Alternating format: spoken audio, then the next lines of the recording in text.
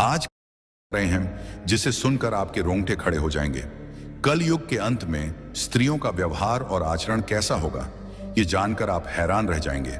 आज के इस वीडियो में हम गरुड़ पुराण के आधार पर कलयुग के अंत के 5 भयावह संकेतों के बारे में विस्तार से चर्चा करेंगे। साथ ही हम यह भी बताएंगे कि इस युग के अंत में और क्या क्या होने वाला है। तो इस आध्यात्मिक यात्रा में हमारे साथ बने रहें और अगर आपको यह जानकारी पसंद आए तो लाइक, शेयर और सब्सक्राइब करना ना भूलें। चलिए शुरू करते हैं। कलयुग के अंत में पतिव्रता स्त्रियां लगभग लुप्त हो जाएंगी। एक स्त्री कई पुरुषों के साथ संबंध रखेगी और विवाह जैसे पवित्र बंधन का महत्व खत्म हो जाएगा। स्त्रियां अपनी शारीरिक इच्छाओं को प्राथमिकता देंगी और सामाजिक मर्यादाओं को ताक पर रख देंगी। उनकी वासना इतनी तीव्र होगी कि वे अपने पति या परिवार के प्रति कोई भावनात्मक लगाव नहीं रखेंगी। गरुड़ पुराण में यह भी कहा गया है कि स्त्रियां कम उम्र में 8-9 वर्ष ही संतान को जन्म देने लगेंगी, लेकिन उनकी शारीरिक और मानसिक कमजोरी के कारण वे मातृत्व के कर्तव्यों को निभाने में असमर्थ होंगी। ये कामुकता समाज में व्यभिचार, अनैतिकता और रिश्तों के टूटने का कारण बनेगी। गरुड़ पुराण में एक प्रसंग में गरुड़ जी ने भगवान विष्णु से प्रश्न किया, हे प्रभु, 4 युगों सतयुग, त्रेता युग, द्वापर युग और कलयुग में कलयुग को सबसे भयावह क्यों माना जाता है? इसके अंत के क्या संकेत होंगे और यह युग कैसे समाप्त होगा? भगवान विष्णु ने उत्तर दिया, हे गरुड़, कलयुग में अधर्म, स्वार्थ और पाप का बोलबाला होगा। इसके अंत के समय कुछ विशेष संकेत प्रकट होंगे जो सृष्टि के विनाश की ओर इशारा करेंगे। आइए इन 5 प्रमुख संकेतों को एक एक करके विस्तार से समझते हैं। 1. मानव आयु का ह्रास। कल युग के अंत में मानव जीवन की आयु अत्यंत कम होकर मात्र 20 वर्ष रह जाएगी। लोग 12 वर्ष की आयु में ही वृद्धावस्था के लक्षण दिखाने लगेंगे। उनके बाल सफेद हो जाएंगे, चेहरों पर झुर्रियां पड़ जाएंगी और शरीर कमजोर व रोगग्रस्त हो जाएगा। यह शारीरिक पतन मानव की जीवन शैली और नैतिकता के ह्रास का परिणाम होगा। लोग अस्वास्थ्यकर भोजन, अनियमित दिनचर्या और तनावग्रस्त जीवन जीने के कारण शारीरिक और मानसिक रूप से कमजोर हो जाएंगे। स्त्रियां 8 से 9 वर्ष की अल्पायु में ही संतान को जन्म देने लगेंगी, लेकिन उनकी शारीरिक स्थिति इतनी कमजोर होगी कि वे बच्चों का पालन पोषण ठीक से नहीं कर पाएंगी।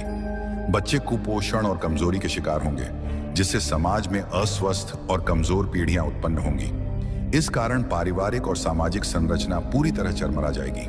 लोग अपनी भौतिक आवश्यकताओं की पूर्ति में इतने व्यस्त रहेंगे कि परिवार और रिश्तों के प्रति उदासीन हो जाएंगे। यह संकेत कलयुग के उस दौर को दर्शाता है जहां मानव की शारीरिक और मानसिक शक्ति का पूर्ण ह्रास हो जाएगा।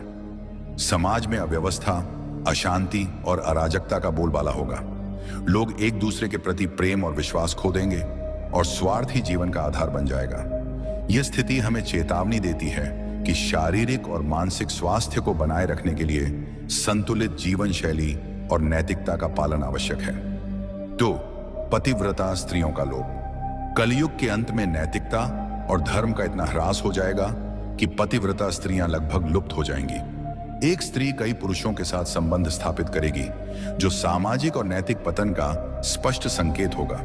लोग धार्मिक कार्यों जैसे पूजा पाठ, श्राद्ध, अंतिम संस्कार और विवाह जैसे संस्कारों को पूरी तरह त्याग देंगे। जल की कमी के कारण लोग स्नान करना बंद कर देंगे, जिससे शारीरिक और आध्यात्मिक शुद्धता नष्ट हो जाएगी।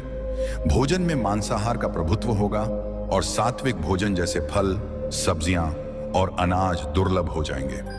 लोग चमकीले, तंग और भड़कीले वस्त्र पहनेंगे, जो उनकी भौतिकता और आध्यात्मिकता से दूरी को दर्शाएंगे।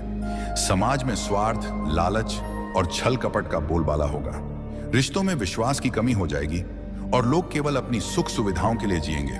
यह संकेत समाज में नैतिकता के पतन और रिश्तों के टूटने की स्थिति को दर्शाता है। लोग धर्म और कर्तव्यों से विमुख होकर केवल सांसारिक सुखों की तलाश में रहेंगे।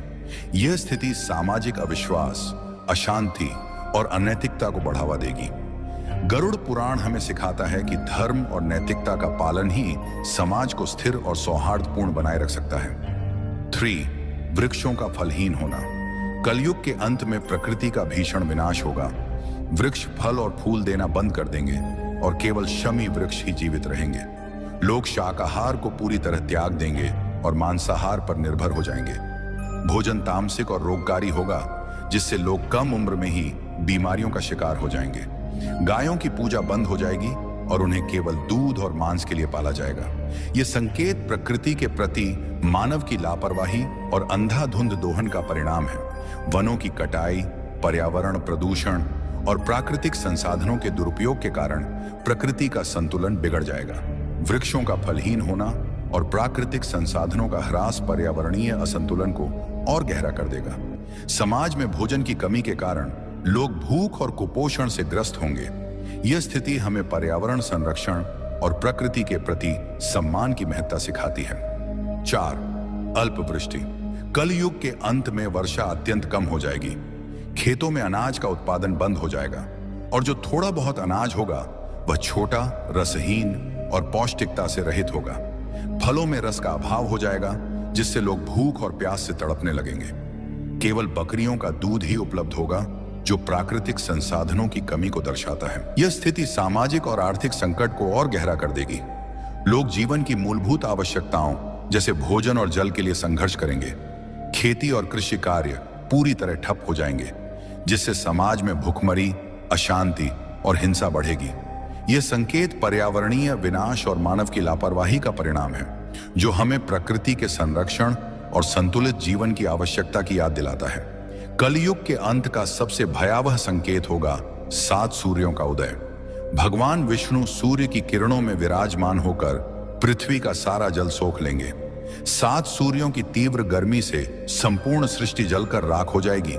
इसके बाद भगवान विष्णु रुद्र रूप में मेघ उत्पन्न करेंगे, जो 100 वर्षों तक निरंतर भयंकर वर्षा करेंगे।